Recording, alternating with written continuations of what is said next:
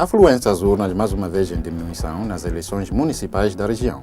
São sempre menos os cidadãos que exercitam o seu direito a votar e desta vez nem sequer o Alto Adige é uma exceção. Em Trentino, foram às urnas 74,3% dos que têm direito a votar, 2,4% é menos respeito a 5 anos atrás. No Alto Adige, votaram 74,7% dos eleitores, com uma queda de 4,7%. Na região, o município mais virtuoso foi Brésimo, em Val di Non, com 92,3% dos votantes. Baixa afluência em Riva del Garda, onde exercitou o direito de voto, 65% dos que têm direito, em queda quase de 5%. O recorde negativo, enfim, toca a Bolzano, a cidade que perdeu mais votantes em absoluto, quase 10%. Ele tem 31 anos de idade. A mãe é eritreia, o apelido é Trentino. César Castelpietra é o novo síndico de Carsano, município que conta 500 habitantes a poucos quilômetros de Borgo Valsugano. Doutorado com uma tese sobre a privacidade, apresentada na Faculdade de Direito de Trento, César Castelpietra não tem nenhuma experiência política no seu passado, mas em todo o caso, os eleitores premiaram-no. O novo síndico foi eleito com 55,44% das preferências. Um consenso que, aliás, resultou de uma afluência às urnas de 87,7%, dado em crescimento se o compararmos com as últimas eleições municipais. A primeira preocupação do primeiro cidadão será a atuação do programa sobre a transparência. Também lá estava o colaborador de uma manchete jornalística trentina no meio dos conflitos entre os manifestantes e os militares em Bangkok, onde perdeu a vida o fotorepórter Fábio Polenghi. Se trata de Andrea Bernardi, de 26 anos de idade, colaborador de Unimundo de Ravina. O repórter trentino ainda permanecerá em Bangkok por mais um mês. Nos encontramos envolvidos num tiroteio, narrou o enviado do Unimundo. Ninguém, acrescentou, vai ao encontro da própria morte por uma fotografia. Os seus cliques fotográficos foram publicados no sítio do jornal de Ravina. O diretor Fábio Pipinato explica que foram omissas as imagens com as camisas vermelhas porque o governo está filtrando toda a rede para poder identificar os revoltosos e capturá-los.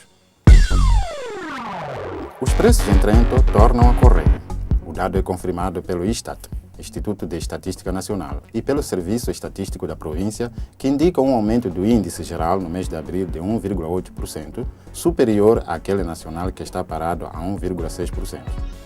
Entre os itens em aumento estão em primeiro lugar os transportes, assim como a educação e as despesas para casa, com o aumento dos recibos referentes aos serviços e às rendas das casas em aluguer.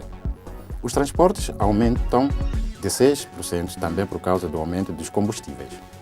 A educação, pelo contrário, aumenta de 4,6%. Recibo dos serviços e rendas, num ano, cresceram em média de 2,5%. Um aumento que seria de atribuir aos custos de energia. Neste quadro de aumentos, existem, porém, dados em contratendência. Se gasta menos, de facto, para o vestuário e para a alimentação. Foi celebrada, na Piazza Fiera de Trento, a primeira Jornada pela Paz, a qual participaram aproximadamente 2.000 alunos de todas as escolas da cidade e arredores. Cantaram, dançaram, brincaram e fizeram muitas amizades como sinal de fraternidade. A iniciativa partiu exatamente das crianças que, ainda transtornadas com o atentado do dia 11 de setembro de 2001, propuseram que Trento se tornasse a cidade da paz. A realizar o desejo dos miúdos, pensou um grupo de educadores que se reuniu à volta da mesa Tutupacha. Na Piazza Fiera existiam feixes de balõezinhos de várias cores, desenhos com imagens de fraternidade e tanta vontade de socializar e de se divertirem todos juntos. Exame de prática para centenas de jovens estudantes que tomaram parte no curso de educação rodoviária organizado pela Municipalidade de Trento.